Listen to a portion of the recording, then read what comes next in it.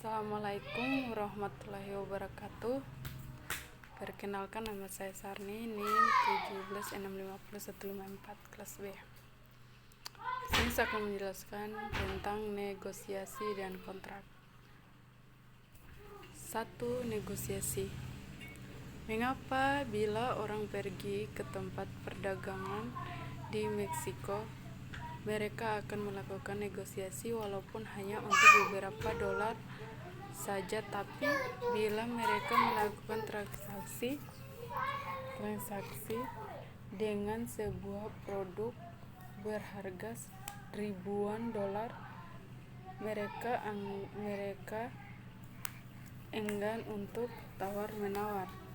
Tidak ada kata malu untuk melakukan negosiasi belanja. Belajar dari bagaimana semua itu dilakukan dengan benar, dan Anda dapat menggunakan keahlian pada saat situasi tawar-menawar dalam lingkup proyek software. Ilmu pengetahuan dan seni bernegosiasi. Kunci sukses dari negosiasi adalah mengetahui fakta yang sebenarnya. Hal pertama dan yang terpenting, mengetahui produk yang akan dijual atau dibeli sebelum Anda melalui negosiasi. Tentukan 2 hal. 1. Apakah yang sepenuhnya Anda inginkan untuk perjanjian. 2. Apa yang akan Anda berikan bila Anda menjual software, dan hal yang akan dinegosiasikan adalah harga ketahuan harga minimum yang akan diminta. 3 hal yang dinegosiasikan dalam proyek software. Hal yang paling sering dinegosiasikan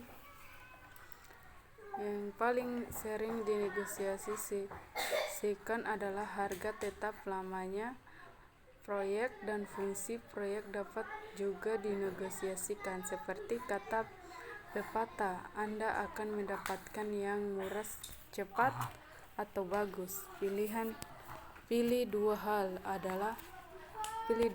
Anda dapat menghemat uang dengan mengambil waktu yang lebih lama, atau apabila harga terlalu mahal, perhitungkan menawar dengan kelengkapan yang lebih sedikit. Anda memperoleh apa yang Anda bayar. Jika Anda membeli produk, berhati-hati dengan tawar-menawar tim proyek yang terlalu rendah atau menerima tawaran murah yang tidak biasanya. Contoh kasus: perusahaan ABC menawarkan tender keluar untuk kebutuhan software. Mereka menerima 2 tawaran. Pertama dari Smart Software atau SSC. SSC mempunyai pemikiran akurat yang menawarkan harga S200 untuk dilaksanakan dalam 12 bulan. 2 tawar dari unsur Software CO atau USC. Mereka menawarkan S100 untuk jangka waktu 6 bulan. Mencoba menghemat biaya. Perusahaan ABC tentu saja menerima USC. 6 bulan kemudian setelah pembayaran S100 kepada USC, kejadian berikut ini terjadi. ABC, benarkah sistem akan diantar hari ini? USC, kami mempunyai kabar buruk. ABC, kabar buruk apa? Sayang sekali kami telah menghabisi S100, tetapi kami baru menyelesaikan hanya setengah dari sistem yang tertulis. Anda punya dua pilihan: berikan kami S100 lagi atau mungkin lebih, atau ambil saja setengah sistem Anda. Tetapi kita mempunyai kontrak. USC, saya harus menggaji programmer saya, jika tidak mereka akan berhenti. Jika Anda tidak membayar saya akan dinyatakan bangkrut. Silakan kirim surat ke Brazil. 2. Kontrak untuk produk software mengharuskan tim proyek untuk menyediakan pengirim khusus seperti tanggal yang pasti untuk berbagai macam pemberian upaya, kecuali proyek ini dilaksanakan pada dasar formal dalam organisasi eksternal, khususnya dalam dokumen kontrak yang tidak ingin ditulis. Bagian kontrak. It must to be contractment. Dalam tambahan untuk harga, tanggal pengiriman dan pengiriman kontrak ini dapat termaksud dalam hal-hal dan kondisi lain seperti reproduksi, harga bertahan, atau leaseholding, lisensi atau garansi. Bila kerusakan dari software dapat menyebabkan tidak hidup atau situasi kritis lainnya, pertanggungjawaban dari penulis harus dikusertakan. Kontrak harga tetap seperti ini merupakan tipe umum dari kontrak. Di dalam kontrak VP, tim proyek mengajukan harga total pada awal proyek. Bagaimanapun juga tim proyek harus memperkirakan risiko di dalam kontrak VP. Guna kontrak VP hanya jika Anda dapat memperhitungkan risiko dan harga kontrak VP sangat tetap bila 1. Anda yakin bahwa tidak akan menjadi pergantian utama. 2. Anda akan bekerja dengan software dan produk hardware yang akan ketahui. 3. Anda memiliki komunikasi yang baik dengan user.